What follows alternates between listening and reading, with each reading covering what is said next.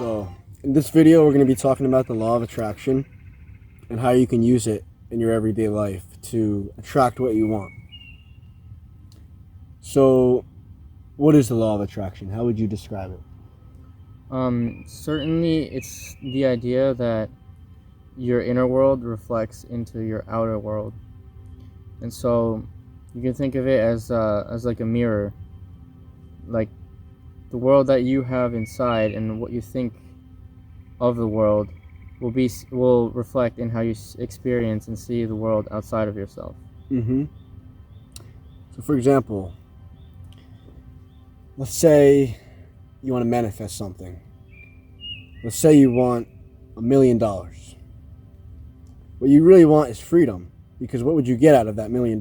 You'd get freedom. Now, what emotions would you be feeling if you had $1 million? If you had what you wanted? You'd be feeling very content, very happy, and you just feel this sense of freedom. And really, what you can do is you can tap into that same emotion simply just by meditating. Now, when you meditate, you can recreate the feeling of having that $1 million, and you vibrate at that frequency. And when you vibrate at that frequency, you start to attract a life that's more reflective of that. Also, you want to make sure that what you're attracting is exactly as it should be, because there could be like many different layers to this. Like you can attract $1 million even if you're not being positive, but that $1 million will come itself with a lot of baggage and negative karma, as you could say it, as you could think of it. So suppose instead of thinking that you want to be free and happy to get this $1 million, instead you say you will get this $1 million at any cost, and you attract it from that sort of state of mind or that sort of energy. And that's not going to make you any more free or happy than when you had that when you didn't have that $1 million, because you attracted it from a place that wasn't of abundance and that wasn't of freedom.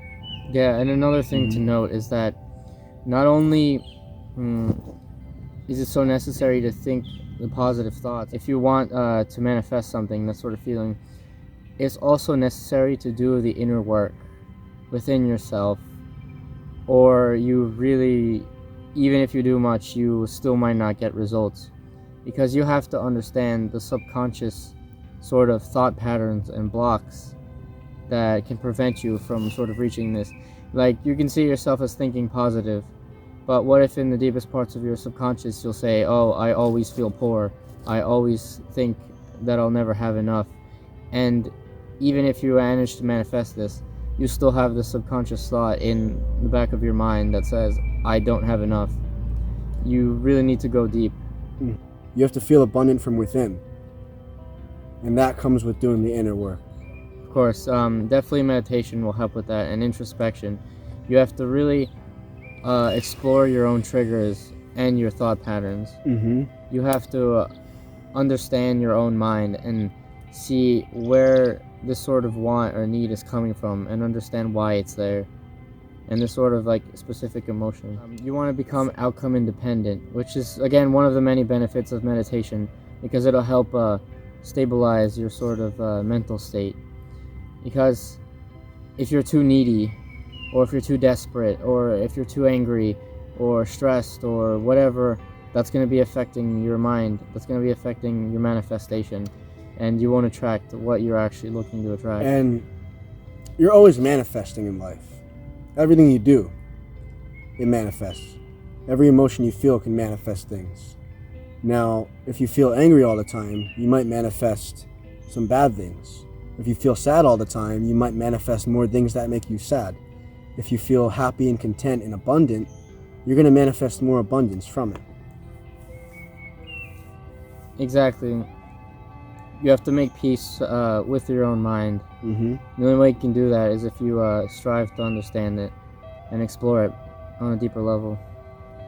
You have to see what's blocking you and how you can overcome that. And then once you understand what's blocking you, you'll be in a much better place to be able to manifest much more freely. A lot of it also comes from observing your thoughts too. Like, if you get thoughts that are negative, saying like, "Oh, I'm not worthy," you feel sad because of something somebody said to you. You got to learn how to observe those thoughts and just kind of let them pass. Don't really think into them. Just let them pass, and you kind of take back your power in a sense. You're now in control of your emotion. Realize I create happiness. You have to realize that you have the power over your emotions. Yeah, exactly. And you can control over your own mind, but it certainly takes a lot of discipline. It does. You can't do it by being lazy and accepting negative thought patterns and accepting coping mechanisms.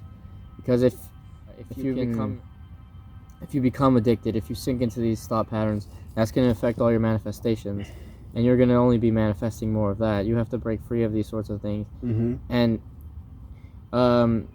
it's not some sort of super out there esoteric concept that manifesting just randomly materializes.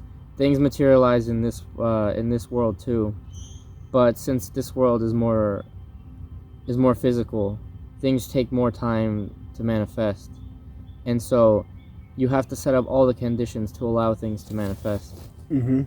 And by setting up the conditions, it's by tapping into your true potential and unlocking. Yeah, and taking direct steps. You have to have a plan, and you have to take action in the direction of the things that you want. If you sit around and do nothing, you'll really never get anywhere. As the beings that we are, we're built to naturally be abundant. It's our natural birthright to be abundant. But because of the way our society is structured, we're conditioned to live the way others want us to live. Of course, and I think as we progress more, I think that'll start becoming more of a norm, where people will start going more after their own passions rather than sort of just working to survive. The only way to do this is to know yourself. Like, what is your true vision for yourself? What are the things that you love and the things that you wish you could see yourself doing? And a good exercise is to sit down in meditation, and as you're meditating and you've sufficiently reached a relaxed state, envision yourself and see yourself doing the things and being with the people that would make you the happiest and would make you the most positive version of your own particular self. It doesn't have to be what the media has told you to be or what your family has told you to be. Like, what would you specifically be doing, and who would you be in this situation? And that's what you want to move towards every day. Something that kind of ties into another topic is sometimes when you really want something in life, you have to believe in yourself when others don't. And you have to learn to listen to what you want. And only take what others have to say when you know they're offering you a true solid piece of advice. But when somebody says, "Oh, you'll never be successful in, becoming an entrepreneur or starting your own business," you can't listen to it. You have to believe in yourself, because you'll never get there if you don't take the step. Exactly. And also don't strive to compare yourself too much to others. Don't think that just because someone has what appears to be a glamorous lifestyle or whatever, that it's so much worth it. It's so much better than whatever you're experiencing. Sure, there can be differences, but like, to your own true self, that's what you want to do and what you want to be is much more important than the projection of someone else's flashy lifestyle. Sure, it's very appealing to see somebody driving a fancy car or live in a mansion and live a rich lifestyle. But as Goes said, money can't buy happiness, and what you're really after is the freedom of having that money. And when you learn to set yourself free, you start to attract more of that lifestyle. Yeah, and from freedom, you can create whatever you want to create. You can be, whatever you want to be, and that's how you. But like I said, I can't stress this enough. You have to know yourself. You have to go and discover yourself. You have to try different things in order to understand yourself and see what it is that you want. Because if you don't know yourself, how are you going to have any sort of goal to manifest? What if you're manifesting the wrong things? Like, when you're manifesting, you have to be completely sure that the things that you're manifesting are in line with your highest self. You could be manifesting something completely negative that will just set you back years in development, and you really don't want to do that. The best way to do that, meditation. Higher your vibration, because when you have a high vibration, you become more like a magnet. You start to attract higher vibrational things into your life, more positivity. Yeah, and by being positive and being in a confident state of mind, you can understand yourself better, and by being more free of your own addictions and your own mental patterns, you'll see who you truly are as a person, and that's exactly what you want to strive to get to. You want to be the most balanced whole version of yourself, and you want to authentically grow towards your aspirations.